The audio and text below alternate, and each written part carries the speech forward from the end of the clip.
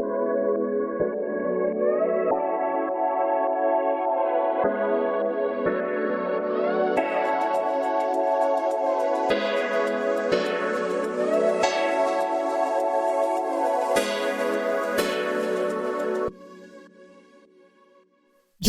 what's up? It's your boy Gomu Gomu, checking in with another video, and today I'm going to be continuing my Devil Fruit top 10 Devil Fruit list, and today we're doing number 7, and that's the Gomu Gomu no Mi.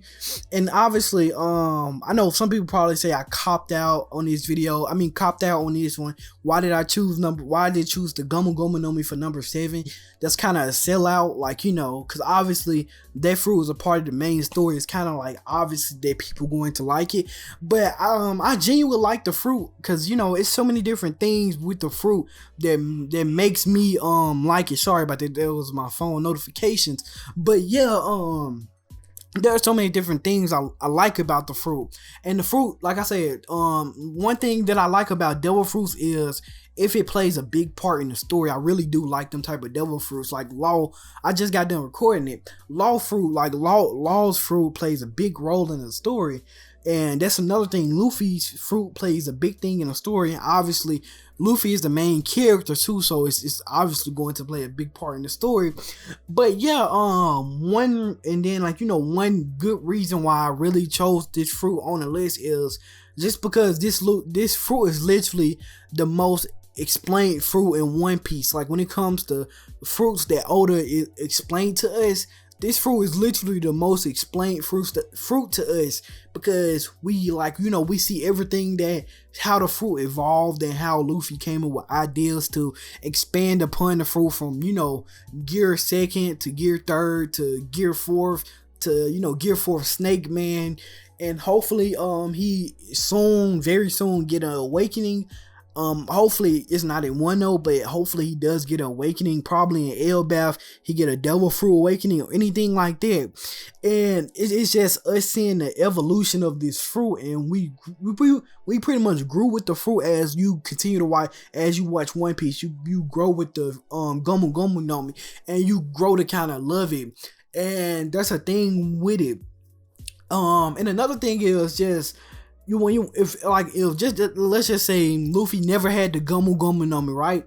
And Oda gave another character the Gomu Gomu no Mi that was kind of like a throwaway character. The Gomu Gomu no Mi will be a trash fruit. I'm pretty sure it'll be a fruit where, like, the dude can probably like do some of Luffy attacks, but obviously he can't do some of the more powerful ones. Like Red Hawk, he won't be able to do that and stuff like that. And then if you think about it, like, you know, his fruit, like Luffy's fruit, is pretty much a trash fruit, but since the main character has it, you know, Oda obviously came up with abilities for it to make it powerful. So yeah, and it's just so many different things with this fruit that I can make like a 30-minute video about this fruit or more. Just talking about, I can just talk about all the gears of the fruit, and I don't even have to talk about all the Luffy attacks that he came up with the fruit, with this fruit. Like, you know, because like I said, it's literally the most expanded upon fruit that Oda did, because the main character has it, so it's pretty much expected to do that. And I say the moment where I kind of fell in love with this fruit, and I'm pretty sure a lot of people fell in love with the fruit, is when Luffy went gear 2nd against what's his name, Blumo. If I'm saying it horribly wrong, his name, but yeah, when he went up against old boy that had the door fruit, when he went up against him, Bluno or something like that, yeah, when he went up against Bluno, it was such an epic fight, because at this point Luffy stood no chance against him, because when they was in Water 7, and then when they was on a train, and he got into a I'm about to say conversation, but no, when he got into a fight with them, they completely outclassed him. And it got so bad to the point where Luffy was like horribly beaten. And then when we seen him, and then he rushed, you know, he pretty much went to where they were. He went to the military base and pretty much was like, okay, I want Robin to join my crew. I want her back, right? So then he gets into a fight with Bruno first, and when he's fighting Bruno, like when he was finna get ready to fight, like I wasn't expecting him to win. The only way I was expecting him to win is if he pulled out some type of new power, and obviously he did. He pulled out Gear Second, and yo, when I seen this form was so cool because first of all, I like abilities that have things to do with speed, power, and stuff like that. Usually, I'm a sucker for them type of abilities where the person goes really fast, and yeah, and obviously this whole entire ability was just awesome in and of itself. But the fruit, I mean, this ability wasn't overpowered, even though he one-shotted Bruno, and he pretty much at this point when he had got Gear Second, it took him all the way up to Lucci level. Like he was on that level at that point once he got Gear Second, and he pretty much outclassed all the other people that was with Lucci. So the only other person he can fight after this was Lucci, because Zoro now at this point, if they had to go up against Gear Second at this point, it wasn't no way of them winning. Zoro probably could have stood somewhat of a chance, but at the end of the day, he probably still would have ended up losing because like Luffy was literally that fast in Gear Second, especially like obviously he improved it over time. Currently in the story he's like way faster, but at that point in the story, like that type of speed we really never seen it at that point. And it was very surprising, especially with somebody from the Straw Hats. We didn't see nobody from the Straw Hats achieve them type of feats, and then when Luffy finally achieved it, it was like, okay, Luffy, he's in another tier at this point. And we got the fight between him and Lucci, which was an epic fight, and I know people say it's like one of the best fights in One Piece. And in my opinion, I kind of even though I liked the fight, it wasn't really nothing special to me. Even though I did like the tension that was built up leading up to this fight, like the whole entire tension with them taking Robin and him and Lucci always having like they somewhat kind of clash.